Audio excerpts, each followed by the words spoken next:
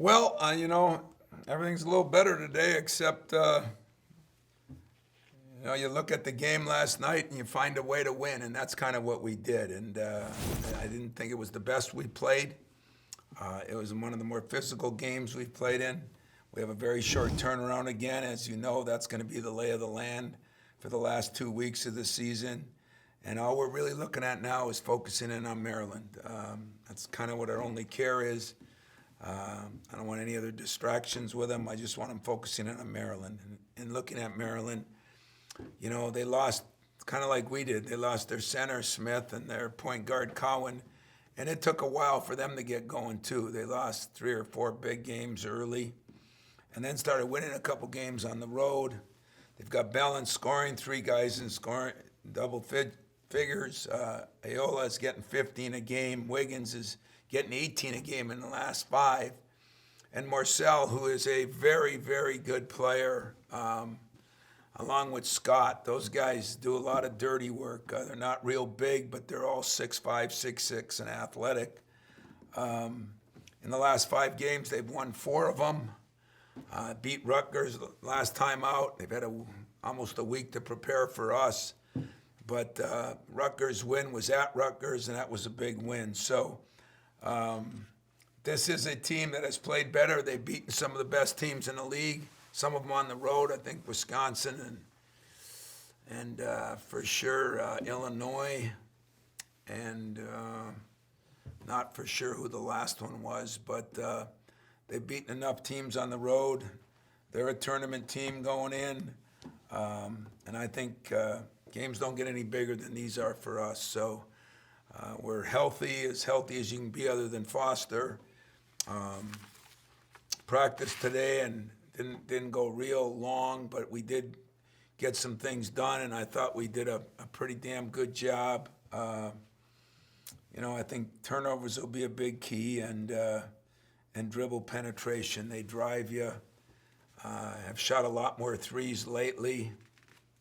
I think they've made in the last 5 games 15 more threes than we have. We have gotten to the line more than they have, so I don't know if those balance out or not, but ready for some questions. We'll start with Matt Sharver. Tom, obviously we know physically how demanding these last couple weeks are going to be for you guys.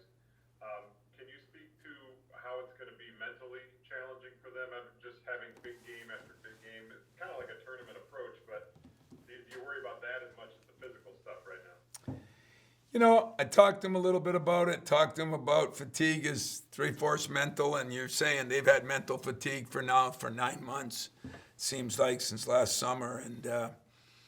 But everybody's in the same boat. Time of year that at least we're on a high, that we're playing better, and I think we're more connected. I think we've gotten more physical, even though we're not as physical of a team. So, I'm not worried about it. Is the game going to come when all of a sudden there's nothing left in the tank? I don't know. I don't think it will right now. They don't act like it. And yet there is a reality, both mentally and physically, to how many big games in a row can you play. I mean, in the NCAA tournament, most of the years we were in it, if you're a 1 or 2 or 3 seed, usually the opening game isn't as hard, or even the second game. But all these are difficult for us and for anybody. I mean, they're all tournament teams that are probably going to be, 10 seeds and higher. And so we do have our work cut out, but boy, just some more opportunities for us. And those opportunities so far, we've taken advantage of a couple of them. We'll see if we can continue. But just because they're not ranked, don't fool yourself. If you look at who they played and how they played, and other than a slow start, Mark Turgeon's done a good job with them. They've gotten better defensively. They've gotten better shooting the ball. And they're harder to guard because they got 5 guys. Their center, Scott, he can drive the ball and handle the ball very well and shoot threes. So he's kind of like Lindell, except maybe he even shoots it a little better from range, but definitely a little better with the ball and taking you off the dribble. So we got our work cut out, but I'm not going to worry about fatigue because there's nothing I can do about it. I can just try to practice as good, tell them to get their rest, eat well, all the things that we got to do. But the mental fatigue, I'm not crawling in their brains. So I don't see it happening right now. I think we're in a good place, and that's what I'm going to leave it at. I mean, obviously there's been a few times over the years where you've had to have late pushes to kind of secure that tournament spot, but I don't know if any of them have looked quite like this in terms of how you're playing, the schedule you're going to face late in the season. Can you kind of pinpoint what it's been about this team that's been able to turn it around here in the last week or so that's maybe different from before? Well, first of all, there's never been anything like this. There's only been a couple times, that we had to, win some games down the stretch. Now, there were years we had to win games to win the Big Ten, but never anything like this. And never, ever, ever will you play 4 top 5 teams in about a 10-day period or whatever it is. So that's a never. That's number one. Number two, I just keep saying it, and I'll keep saying it. What I can pinpoint is that we're healthier. I'm amazed how people, even around the country, when I listen to a few, watching some games, and why is this team playing better, and why is that team playing better, and you do some checking, like Louisville now. It's those that have had COVID during the season. It's different than a sprained ankle, because for every kid it lasts a little longer. Maybe they don't get as sick, and so everybody's going on that. But the fatigue factor or the mental stress of sitting in a place for 14 days or whatever, I think that is part of it. I mean, look at the 2 guys that are playing a lot better for us, Josh and Gabe. And, I will say, sticking up for ourselves, nobody in the country that I know of, and I've talked to a lot of coaches that call me about it. I've called coaches, came back, practiced for 3 days, and played at Rutgers, at Ohio State, and at Iowa. So that can make you look worse than you are, too. And as I said before, if we would have won that Purdue game before we went into COVID, I think we would have looked at it a little differently. That doesn't mean when we came back, we would have been ready to face those kind of teams. With Josh, I think in those 3 games, he was 20-some% from the field, and now he's just a different player. And Gabe was a week later than Josh, and completely different player. So that's all I can come up with, Matt. And it might have been other things. I don't know, but that's what I come up with. Go next to Kyle Austin. You mentioned last night how happy you were with your leaders kind of being leaders during the team, and I know a month or 2 ago you want to see some more out of them. How are they kind of turning things around, you think, from a leadership perspective? Well, Aaron's had to do a lot more just with his play, and but Frosty, because he's been hurt, it's been interesting because he's kind of been like a coach. He even comes by in meetings and stuff, and the job he's done for Rocket and AJ and trying to help them figure out, what they got to do, how they got to do it has been unbelievable. But Joshua has been the guy in the locker room, and he's been the guy at the end of practice, at the beginning of practice. He's just taken his leadership. You're right, I wasn't pleased with it. I mean, why mince words? I didn't think it was very good at all. But, a month and a half ago, we were dealing with, number one, the COVID situation. Number 2, no breaks over Christmas, where we usually get better. There were a lot of reasons. And I just think that he has taken a step up. And that usually happens with seniors, especially one that never thought he was going to play this year. I mean, a year ago at this time, he was a 1,000,000-to-1 shot. Didn't even know if he was going to come back. Give his father a lot of credit, too, because his father called me and we talked about it. And I think we almost had to encourage Josh. I mean, how many letdowns can you have? And so, what he's gone through, I think, has made him stronger, as they say. And he's leading this team now. As, I sent him a text last night. I said, hey, you're becoming one of our great leaders, because he's had to do it through some times that are a little tougher than some other guys went through.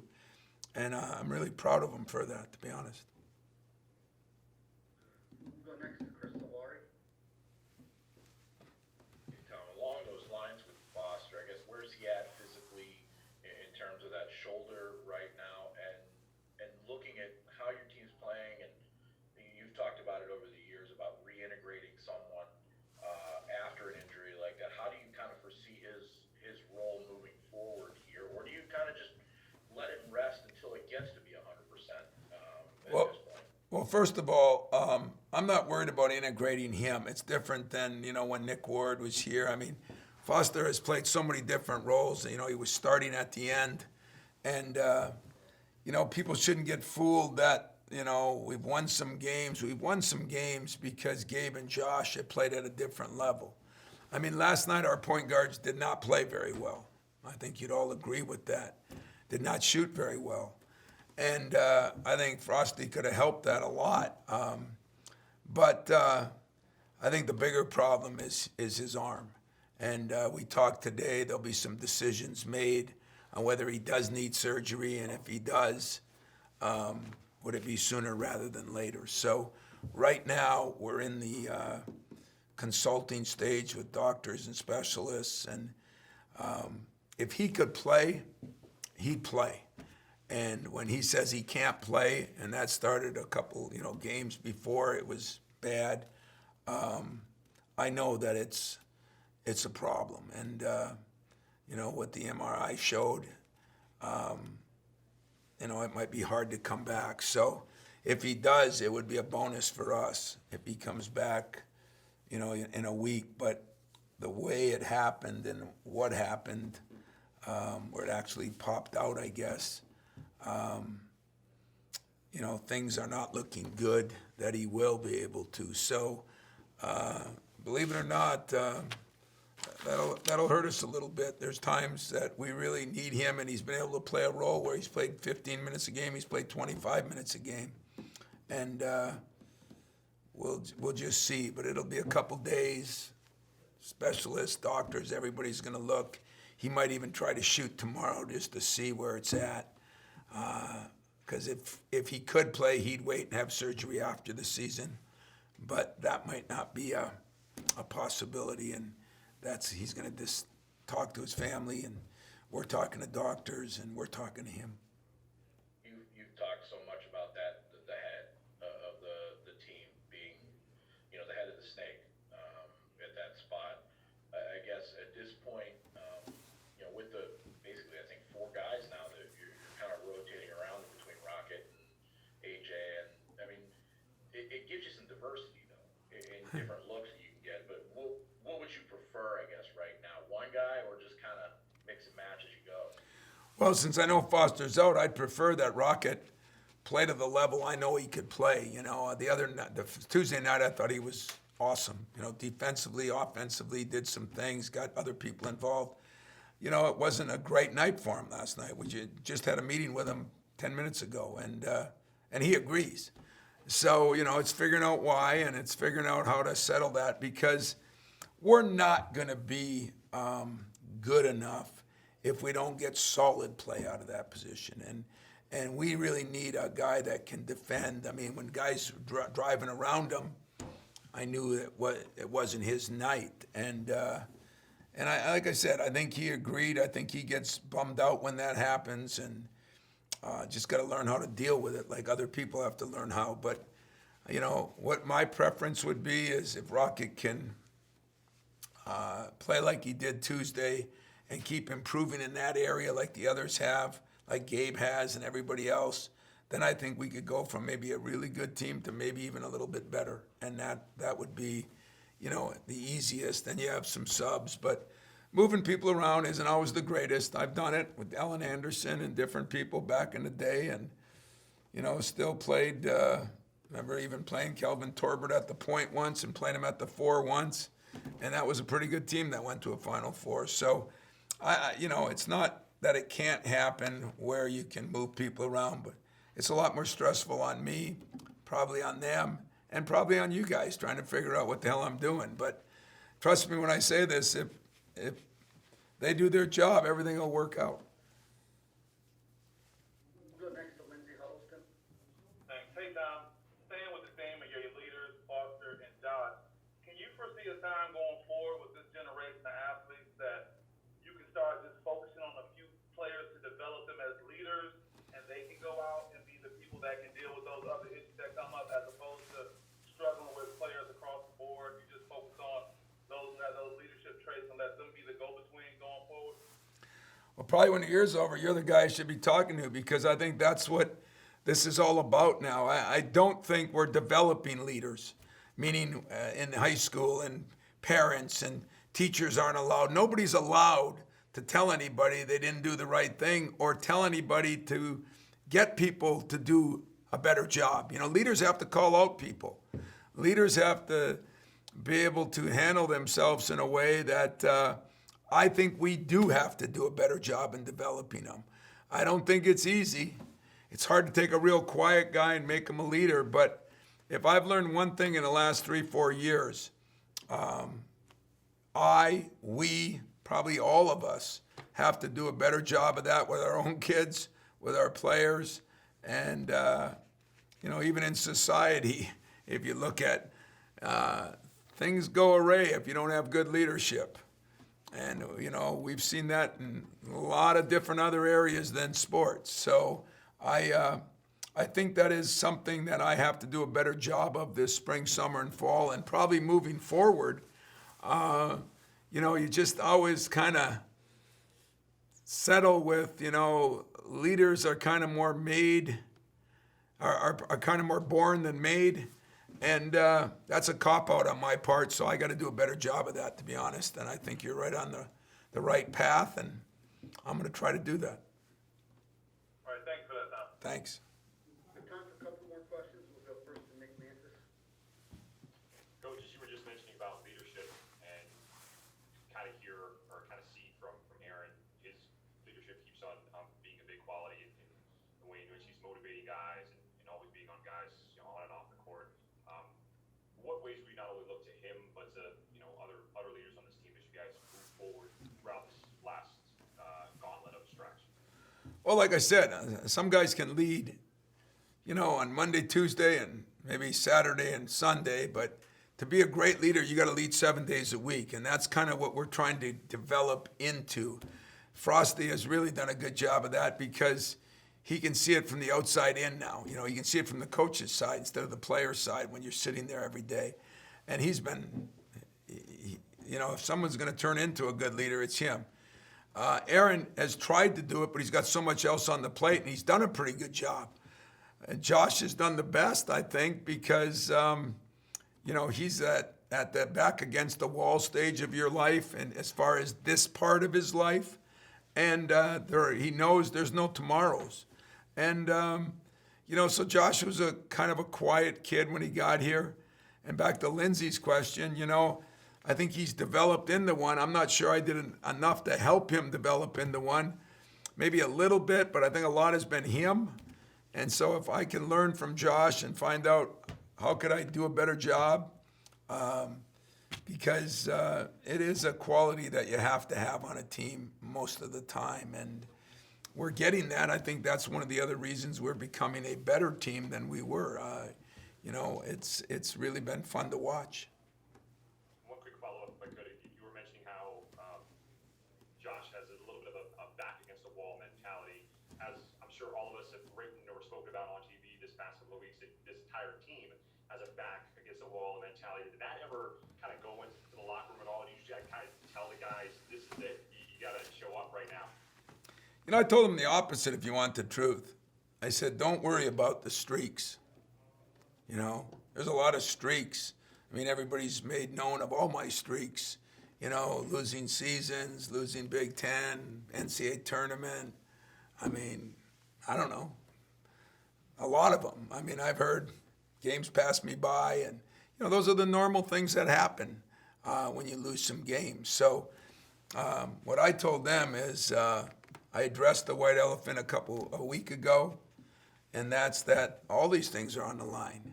But I also said that you play to get better each game, and you can't worry about streaks. Every record's made to be broken.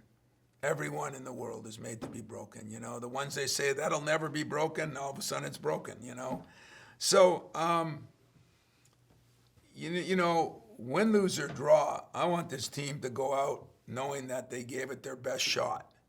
And like I said, I'm not an excuse guy, but when I look at the TV and I hear people say, well, why are they playing better? I just shake my head and say, you know, what does that idiot do for a living? You know, has he done his homework? Does he watch? Does he see? Does he know? And some of it should go on the coach. You know, he didn't do a good enough job. But some of it should go with the reality of what this year's been like. And you know, we picked a bad year to be one of the teams that gets COVID in the middle of the Big Ten, a bad year to maybe not be quite as good a team as we've been over quite a few years because the damn league's so good. And that's another thing. You know, they talk about all these other leagues. And, you know, somebody gave me a stat last night that I did appreciate. I think all 14 teams have a top 20 strength of schedule. I mean, that's impossible to happen. That could never happen in a million years. Never happened since I've been in this league. And it just shows you how good the league is. So you add some things up, and it's easy to see why you can struggle in certain stretches. You know, you play certain games.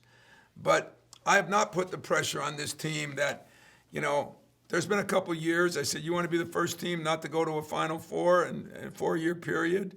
Because I thought that team could handle it in a situation. There's been a couple teams, but there's been 2 teams. One of them really good players, too, Miles Bridges' freshman year. When I talked about it at Nebraska, I said, you know what, get that pressure off your back. Play to get better every game. And that's what I told this team. Don't worry about streaks. Don't worry about streaks. Worry about putting yourself in a position where our team gets better, you get better, and then let the chips fall where they may. And that's been the battle cry for me. We'll wrap it up with one from Chris Solari. You kind of touched on where I was going to head to the past year. I mean, it was a year ago that you guys went down to Maryland, needing that win to be in contention for the Big Ten title. And I guess what lesson can that provide for this team? You know, the back's against the wall for that, but also kind of a broader question: what is for you guys as a staff and a program in the year since then? How is everything with the shutdown and last year with the goals that you had affected them? Maybe having last year's tournament shut down and still having that in their mind. Yeah, you know, it was disappointing to have last year's tournament because I think you'd all agree we were playing our best basketball at the end, and everybody acts like that's what we do. That's not what we do. You know, last year, hey, we lost some games early. I mean, we dealt with something last year that was worse than this in a way because it actually did affect an individual life and death. You know, I mean, these could potentially, it has with an assistant coach, but it hasn't with any players. And that one did. And, you know, we did talk about what we went through last year as far as winning on the road at Penn State, winning on the road, and, you know, never giving up, never quitting. There's always a chance until the last game. And I don't know if that helps us. Some of those guys lived it. I know this. They were disappointed that they couldn't play in the tournament last year. But just think about the difference, what you're saying. Then it was to try to win a Big Ten championship. Now it's to try to get into the tournament. It's different. But I think you can use some of those situations that you had to win and you had to play your best and you had to find a way. And, you know, we went into Maryland and played really well. We went into Penn State and we're down 100-2 or whatever it was, you know, and came back and won. It wasn't all Cassius and Xavier. A lot of these guys had a lot to do with it. And ironically, I think it was at Maryland. One of the two was at Illinois for sure. Rocket Watts, you know, was the hero down the stretch. So it wasn't just Cassius or Xavier. And, you know, that's kind of what we're looking to do. You know, we're trying to look to play our best. And I didn't think last night we played our best. I didn't think Ohio State played their best. I thought, we took away some of their strengths, and they probably took away some of ours, and that's what's going to happen. And so the game doesn't look as pretty. Against Illinois, I thought we played pretty well the whole game. Can we duplicate that? At Maryland last year, we played well the whole game. Penn State, we played well half the game. You're playing with dynamite, though, if you don't get ready for the whole game at this time of year and the hole we've dug, or that's been dug for us, either way you want to look at it. Coach, that's all the questions that we have for you. Well, I appreciate it, guys. It'll be a good weekend. Sorry you won't be there, but I don't think they let anybody in. I heard they might not even let the teams in there out in Maryland. But we're going to try to get something done, and one way or another, come back and try to get ready for another game with a quick turnaround, Sunday, play Tuesday. And that's been interesting, too, because it has been an hellacious schedule, not only in who we play, but when we're playing them. But some of it's been fun, too. You can just prepare every night. You never have to worry about, we don't have a game for a week. And some of that is good news, and that's what we're trying to make it good news. So, guys, have a good weekend.